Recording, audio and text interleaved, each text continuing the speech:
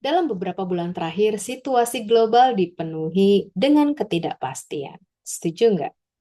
Ada krisis geopolitik, ketegangan ekonomi, lalu PHK lintas negara, bahkan pasar yang bergerak lebih cepat daripada rasionalitas. Belum lagi kalau di Indonesia nih, harga bahan pangan pun meningkat dengan luar biasa.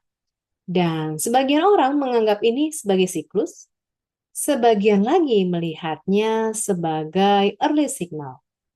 Namun, kalau kita berbicara organisasi, khususnya dalam hal ini adalah HR dan para leaders di dalam perusahaan atau manajemen puncak, kondisi seperti ini seharusnya memunculkan pertanyaan yang jauh lebih mendasar daripada sekedar sebuah strategi jangka pendek.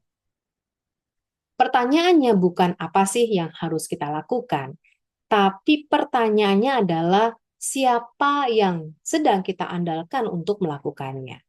Dan di titik inilah krisis atau bahkan sekedar rumor kalau adanya krisis memiliki satu fungsi penting, bahwa ia dalam hal ini menguji bukan hanya sistem, tapi juga menguji manusia yang berada di dalam sistem tersebut.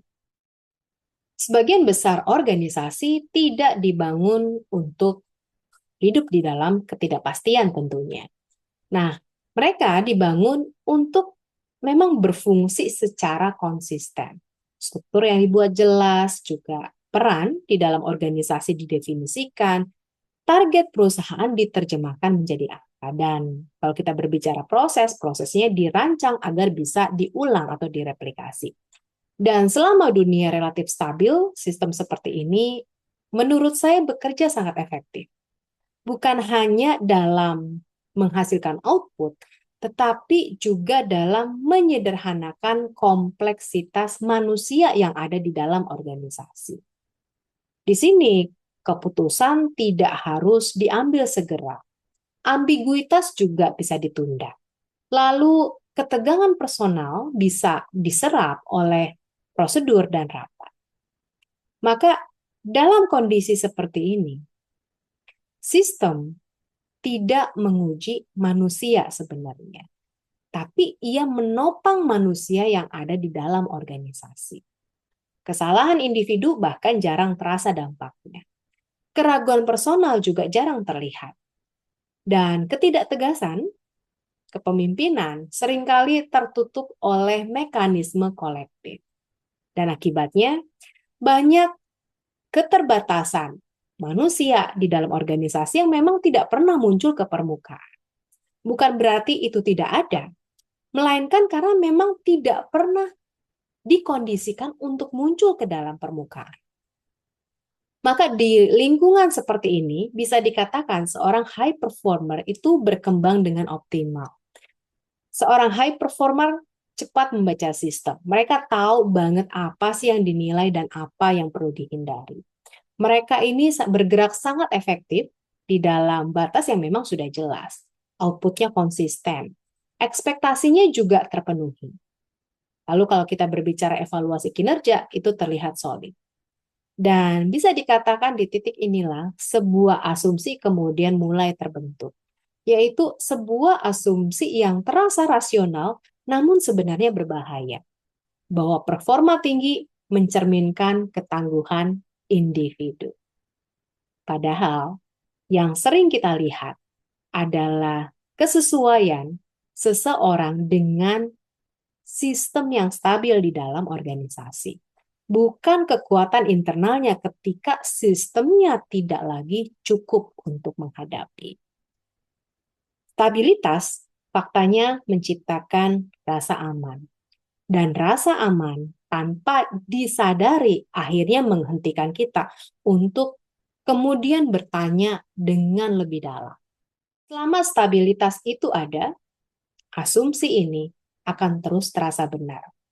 Dan masalahnya, stabilitas itu bukan sebuah kondisi permanen, ia hanya sebuah konteks. Dan yang kita tahu, konteks itu selalu bisa berubah. Maka ketika konteks berubah, bukan struktur yang pertama kali goyah, ya, melainkan apa? melainkan manusia yang ada di dalamnya. Keputusan tidak lagi bisa ditunda. Data tidak lagi lengkap seperti biasa. Tekanan datang bukan cuma satu persatu, tapi sekaligus. Ini yang luar biasa. Dan di momen inilah, sistem berhenti untuk melindungi kondisi atau konteks. Dan disitulah reliability mulai terlihat. Tentunya bisa dikatakan bukan dalam bentuk yang dramatis, melainkan sebuah terjadi melalui pola-pola kecil yang konsisten. Siapa sih yang mulai menghindari untuk membuat keputusan atau menjalankan keputusan? Siapa sih yang semakin bergantung pada approval? Atau siapa yang menjadi defensif ketika ada risiko yang tidak bisa dihindari? Dan siapa lagi yang tetap mampu untuk berpikir jernih meskipun mungkin tidak sepenuhnya yakin. Nah, ini bukan soal siapa yang paling pintar, ya. Tapi ini juga bukan soal siapa yang paling berpengalaman. Tapi ini adalah soal siapa yang mampu menopang ketidakpastian tanpa kemudian harus runtuh secara internal. Karena ketika sistem tidak lagi bisa menyerap sebuah tekanan, maka di sini setiap individu akhirnya dipaksa untuk menghadapi satu hal yang selama ini tersembunyi, yaitu cara mereka berpikir, cara mereka mengelola emosi, dan cara mereka mengambil keputusan ketika tidak ada pegangan lagi. Di titik ini, bisa dikatakan skill nggak hilang sebenarnya. Tapi yang diuji adalah reliability.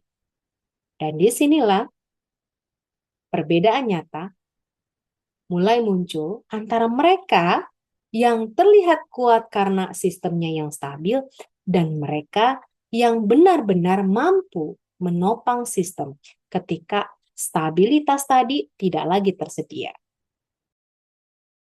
Dan ketika kita berbicara tentang reliability, seringkali yang terbayang adalah keberanian atau ketegasan atau figur pemimpin yang tampak kuat di permukaan. Padahal reliability bukan keberanian impulsif dan bukan pula ketegasan tanpa refleksi. Reliability adalah sebuah kapabilitas struktural dalam diri individu, dalam diri manusia.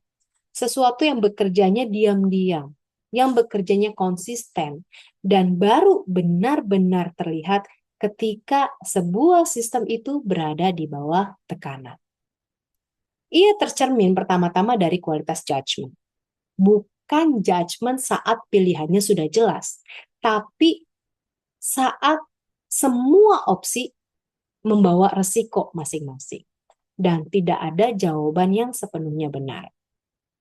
Maka di titik ini, keputusan bukan lagi soal benar atau salah, melainkan soal resiko mana sih yang disadari dan diterima secara sadar oleh masing-masing individu.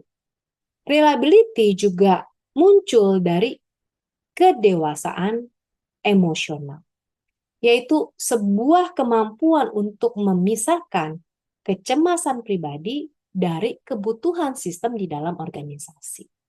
Untuk tidak menjadikan ketakutan yang dialami secara pribadi diri sendiri sebagai arah organisasi. Untuk tetap hadir bagi tim bahkan ketika dirinya sendiri tidak sepenuhnya yakin.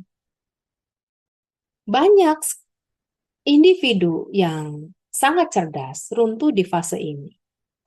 Bukan karena mereka tidak tahu harus berbuat apa, tapi karena emosinya bereaksi lebih cepat daripada kemampuannya berpikir. Reliability juga membutuhkan keberanian yang sepenuhnya sadar. Bukan keberanian heroik, melainkan keberanian untuk berkata, ini tidak ideal, tapi kita harus memilih. Dan kemudian, si individu berdiri di belakang pilihan-pilihan tersebut, termasuk ketika hasilnya tidak populer, atau ketika konsekuensinya harus ditanggung secara personal.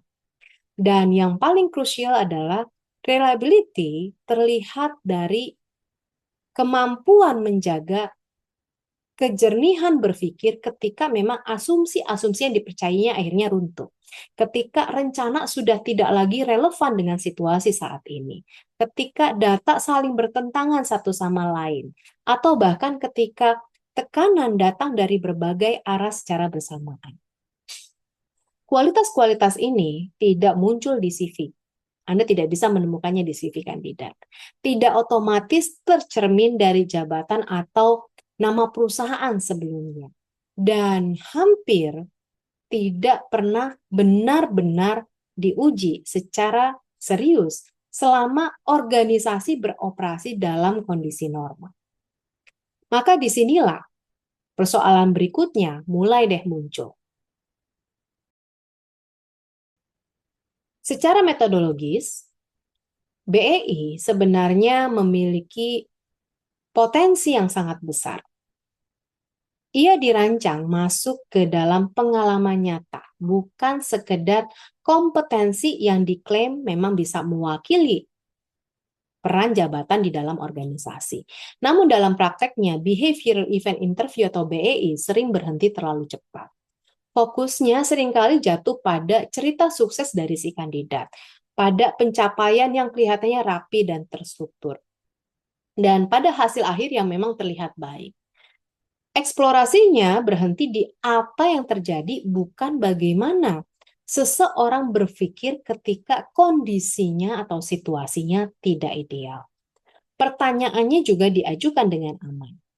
Jawaban disampaikan dengan terlatih. Ya.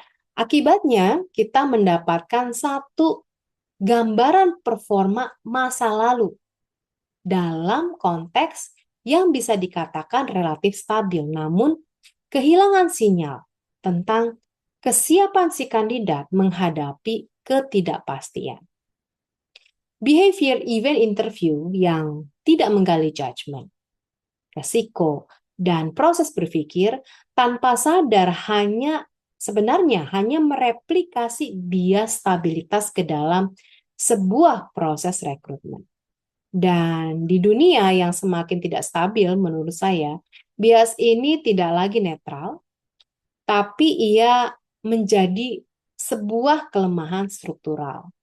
Karena yang kita kumpulkan adalah orang-orang yang terbukti berhasil di masa lalu. Namun belum tentu orang tersebut memang siap menopang sistem ketika masa depan yang terjadi tidak lagi menyerupai masa lalu. Maka disinilah rekrutmen mulai berubah makna.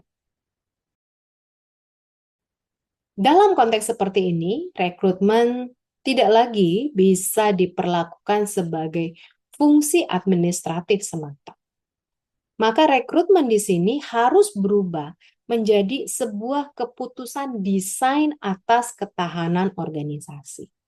Setiap individu yang masuk ke dalam sistem tentunya tidak hanya membawa skill dan pengalaman, tetapi juga membawa cara berpikir, cara merespon tekanan, dan cara mengambil keputusan di bawah ketidakpastian. Di masa krisis, inilah sebenarnya yang menentukan apakah organisasi itu tetap tenang atau menjadi reaktif. Apakah konflik dikelola atau dibiarkan membesar? Apakah sistem bergerak maju atau malah terjebak dalam sebuah paralisis kolektif? Karena itu, pertanyaan rekrutmen memang tentunya harus bergeser sejujurnya. Bukan lagi tentang siapa sih yang paling impresif ya saat kondisi mendukung dan struktur di dalam organisasinya rapi, tapi ini berbicara tentang siapa sebenarnya yang tetap bisa diandalkan ketika terjadi situasi yang ambigu. ketika keputusan harus diambil tanpa kepastian, dan ketika sistem tidak lagi mampu menyerap semua tekanan. Dan pergeseran cara bertanya inilah yang seringkali menurut saya menentukan satu hal penting, yaitu apakah kita sedang merekrut untuk dunia yang sudah lewat yang di masa lalu, atau sebenarnya kita sedang membangun kapasitas manusia untuk dunia yang belum sepenuhnya bisa kita prediksi. Maka jika kita tarik benang merahnya dari semua ini adalah persoalan sebenarnya tidak rumit, namun seringkali kita hindari. Reliability bukan kualitas yang muncul karena posisi. Ia juga bukan produk pengalaman sukses semata. Dan ia tidak otomatis hadir hanya karena seseorang ya berkinerja tinggi atau sebagai high performer di masa lalu. Reliability adalah kapabilitas internal yang baru benar-benar terlihat ketika struktur sudah tidak lagi cukup kuat untuk menopang manusia. Masalahnya, sebagian besar cara kita menilai manusia itu dibangun atas asumsi bahwa stabilitas akan selalu ada. Behavioral event interview, pengalaman saya yang berhenti pada cerita sukses memberikan kita sebenarnya rasa aman yang palsu. Ia membantu kita ya memahami apa yang pernah bekerja, namun tidak cukup membantu kita membaca bagaimana sih seseorang akan berpikir ketika yang lama tidak lagi bekerja. Dan ketika proses rekrutmen kita tidak dirancang untuk menggali judgement, menggali resiko, atau misalnya kedewasaan emosional, maka kita tanpa sadar sedang mereplikasi masa lalu ke dalam masa depan yang sebenarnya kemungkinan besar akan sangat berbeda. Inilah titik di mana perbedaan antara high performance dan high reliability menjadi sangat nyata. High performance bersifat sangat visible. Ia mudah diukur, mudah dilaporkan, dan juga mulai dibangun selebrasi. Ya. Ia membuat organisasi terlihat berjalan. Namun kalau kita berbicara high reliability, sifatnya struktural. Ia tidak terlihat selama sistemnya berjalan dengan tenang, normal, dan stabil, tapi menjadi penentu ketika sebuah sistem berada di bawah tekanan. High performance membantu organisasi tumbuh saat dunia relatif dapat diprediksi. Sedangkan high reliability menjaga organisasi tetap utuh saat dunia tidak lagi bisa diprediksi. Dan di era ketidakpastian, perbedaan ini bukan lagi sekedar preferensi kepemimpinan, tapi ia menjadi persoalan ketahanan. Pertanyaan terpentingnya pun bukan lagi apakah kita memiliki cukup high performer, tapi pertanyaannya adalah apakah kita cukup jujur dan cukup berani untuk menilai manusia atau individu atau pribadi melampaui apa yang tampak bekerja di masa lalu. Karena faktanya adalah organisasi itu jarang runtuh karena kekurangan talenta yang berprestasi. Tapi organisasi bisa runtuh karena terlalu sedikit orang yang mampu menopang sistem ketika ketidakpastian itu menghilang. Dan mungkin itulah tugas paling krusial orang HR dan para leader hari ini. Bukan sekedar mengisi kursi di dalam organisasi, tapi membangun fondasi manusia yang mampu berdiri ketika stabilitas tidak lagi tersedia.